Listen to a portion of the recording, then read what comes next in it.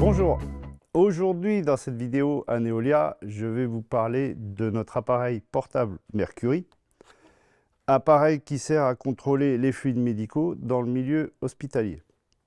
Fluides médicaux, protoxyde d'azote, oxygène, air moteur, air médical, le vide et le CO2. L'appareil est dans une valise avec ses embouts de fluides médicaux, le flexible qui va servir à raccorder les embouts à l'appareil, l'alimentation pour charger la batterie de l'appareil, et dans le couvercle, on va trouver le manuel et les certificats d'étalonnage. L'appareil donc fonctionne sur batterie autonome.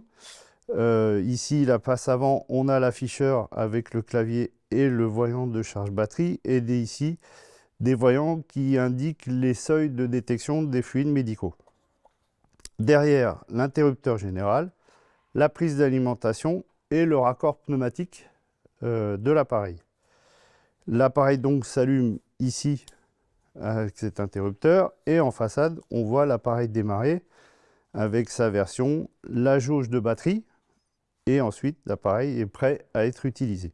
Le raccord pneumatique des embouts médicaux sur l'appareil, c'est très simple, muni d'un flexible, d'un filtre qui est très important parce qu'il va stopper les impuretés qui peuvent venir des fluides médicaux et éviter ainsi d'aller encrasser le circuit pneumatique de l'appareil. Donc, on va brancher ce filtre ici directement sur l'entrée de l'appareil et l'autre extrémité du flexible sur l'embout du fluide médical concerné. Très simple, sans serrer fortement les raccords. On serre modérément. Le filtre qui est inséré sur le flexible est très important parce qu'il arrête les impuretés qui viennent des fluides médicaux que vous allez analyser. Donc ce filtre, il faut être vigilant, il faut le surveiller. Il faut aussi surveiller le flexible. Quand on voit des impuretés dans le flexible, il faut le remplacer. Concernant le filtre, c'est assez simple. Il faut surveiller ici l'entrée du filtre et regarder. Si vous voyez des impuretés qui sont rentrées dans le filtre, il ne faut pas hésiter, il faut le remplacer et en mettre un neuf. Inutile d'essayer de le nettoyer à l'air comprimé, on n'enlèvera pas tout. Donc il vaut mieux utiliser un filtre neuf, toujours pour protéger le circuit pneumatique interne de l'appareil et pouvoir garantir des bonnes mesures pour l'appareil.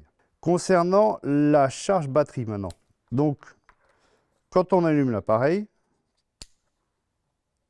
on démarre et on a une jauge de batterie. Donc il y a 4 étoiles. Des étoiles qui peuvent disparaître au fur et à mesure de la charge de la batterie, jusqu'à arriver, quand il n'y a plus d'étoiles, à avoir le message défaut batterie. Donc là, dans ces cas-là, il faut charger. Il vaut mieux ne pas attendre d'avoir ce message, et dès qu'il ne nous reste que 2 étoiles sur 4, il faut charger l'appareil. On a une charge beaucoup plus rapide forcément si la batterie n'est pas déchargée complètement. Il ne faut pas oublier que l'appareil a une extinction automatique pour préserver la batterie.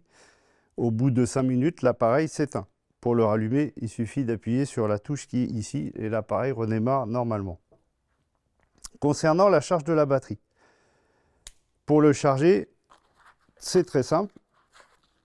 Il suffit, avec l'alimentation ici, de brancher la prise sur l'embase de l'appareil. Attention au détrompeur pour éviter les inversions de polarité. Donc voilà, on engage la prise, on verrouille avec la petite bague ici pour éviter que la prise se débranche toute seule, et on branche. Ici on voit qu'on a un voyant bleu qui s'allume, qui signifie que la batterie est bien en train de charger. Ce voyant s'éteint quand la batterie est complètement chargée. L'appareil bien chargé, les filtres et flexibles vérifiés propres, l'appareil est prêt à fonctionner pour analyser et mieux protéger.